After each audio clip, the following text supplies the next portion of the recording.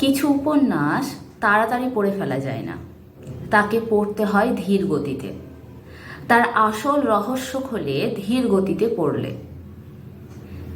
কিছু উপন্যাস দেখবেন প্রথমেই জমে ওঠে, দুটো পাতার পরই আমরা এতটাই আগ্রহ পেয়ে যাই যে সেটা শেষ না করা পর্যন্ত ছেড়ে উঠতে পারি না। আবার কিছু উপন্যাস আছে যেগুলো 2-3 পাতা কেন, হয়তো 10 পাতা পড়ার পরেও মনে হয় উপন্যাসটি এগোচ্ছে না, ঠিক মনের মতো এগোচ্ছে না, হয়তো আরও কিছু ঘটলে ভালো হতো। এরকমই উপন্যাস হলো সাঁঝবাতির রূপকথারা, জয় গোস্বামীর লেখা। এই উপন্যাস যখন পড়তে শুরু করেছিলাম তখন মনে হচ্ছিল কিছু যেন নেই, মনে হচ্ছে যেন অত্যন্ত ধীর গতিতে চলছে, মানে আমরা যেরকম পছন্দ করি ঠিক সেরকম উপন্যাস এটি নয়। উপন্যাস হবে এমন যেটা প্রথমেই আমাদের টানবে, যেখানে প্রথমেই থাকবে ঘটনার ঘনঘটা।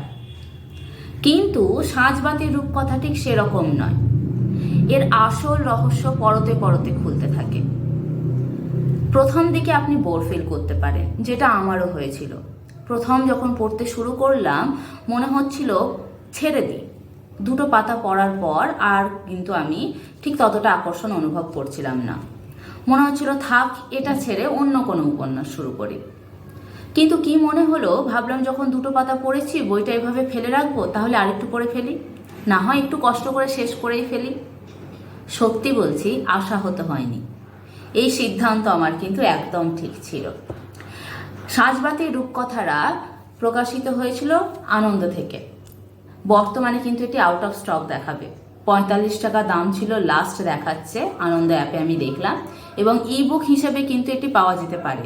ইবুকের আপনারা যদি পড়তে স্বচ্ছন্দ বোধ করেন, ইবুকও দেখতে পারেন, সেই ক্ষেত্রে কিন্তু এটি অ্যাভেলেবেল। আশা করি বইটি পড়ে আপনাদের ভালো লাগবে। তবে হ্যাঁ, অবশ্যই বলবো বইটি ধীরে ধীরে পড়ুন, প্রতিটি লাইনের অর্থ বুঝে পড়ুন এবং চেষ্টা করুন প্রত্যেকটি লাইনকে অনুভব করতে। এই বই কিন্তু বাবা ও মেয়ের সম্পর্কের যে সমীকরণ সেটা বুঝিয়েছে।